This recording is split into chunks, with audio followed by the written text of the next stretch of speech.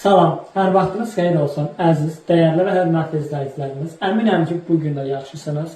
Biz əvvəlki videomuzda, tanışlıq videomuzda dediyimiz kimi, müəllimlərin işə qəbuluna, sertifikasiyaya, abituriyentlərə hazırlaşanlar üçün, Respublika Fen Olimpiyasına, müsabiqəsinə hazırlaşanlar üçün biz ödənişsiz olaraq dərslərimizə start veririk artıq.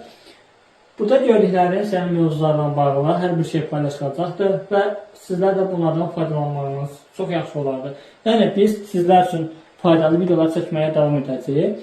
Deməli, bizim ilk dərsimiz bu gündən etibarən başlayır ki, bizim ilk dərsimiz kimya nəyi öyrənirdi? Yəni, hər bir elm sahəsində olduğu kimi, hər bir elm sahəsi nəyi öyrəndiyi kimi, bu gün də kimya nəyi öyrənir? Biz buna baxacağıq. Deməli, kimya həyatımızın hər bir anında var. Yəni, elə bir yer yoxdur ki, elə bir mümkünat yoxdur ki, biz orada kimyaya rast gəlməyək. Məsəl üçün, həyatımızın hər birində deyəndə havanın tərkibində olan qazlar, orqanizmimizdə olan vitaminlər, qidaların tərkibində olan vitaminlər, yağlar, karbohidratlar. Yəni, bunların hamısı nədir? Əlbəttə ki, kimya ilə sıx bağlılığı vardır. Bunların hər birini biz pillə-pillə, hissə-hissə aydınlaşdıracaq, göstərəcək və anlaşılıqlı şəkildə sizlərə çatdırılacaqdır. İzahlarla sizə çatdırılacaqdır. Deməli, ilk dərsimiz kimya nəyi öyrənirdi? Gəlin baxaq. Əziz izləyicilər, əvvəllər, qədim zamanlardan insanlar materiallarla, bəzi maddələrlə tanışlığı var idi.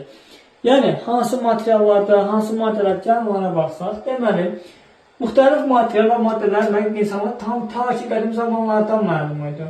Gəlin görək, onlar hansı materiallar idi? Məsəl üçün, əmək və ov alətlərində istifadə olunan materiallar deyirlər ki, bir sıra materiallardan insanlar əmək və ov alətləri hazırlayırlar. Misal üçün, biz bunları nə edə bilərik? Kamanca, ox, harpon, nizə, ərsin, burğu, bunlar hamısı nələrdir? Tarixə və biologiyaya biz nəzər salsaq, bunlar insanlar tərəfindən istifadə olunan materiallar olubdur. Hətta bəzi proseslər var idi ki, onlar insanlar tərəfindən də məlum idi. Yəni, bizim indi nisbətən saçdığımız, biraz çətinçəkimiz hissələr olmasına baxmayaraq, onlar hətta əvvəllər də mümkün olub, əvvəllər də insanlar bu hadisələri, prosesləri bilirdilər. Bunlar hansılardır? Bunlara aid olacaqdır